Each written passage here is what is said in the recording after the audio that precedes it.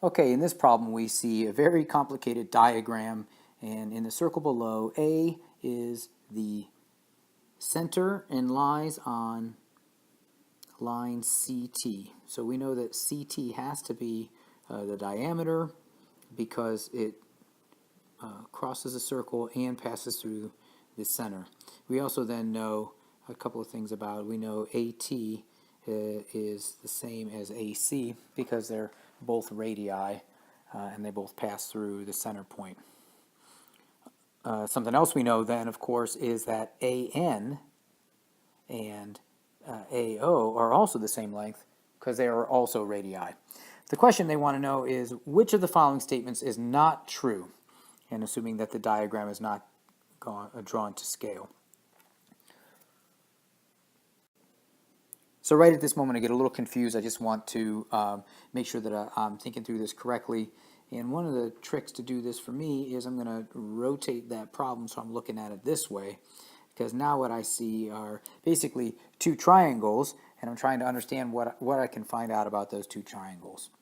So one of the things that we see are that we have these two sides congruent with each other here and congruent with each other here. And if these two sides of a triangle are congruent, then the angles of the angles that are opposite the sides also have to be the same measure.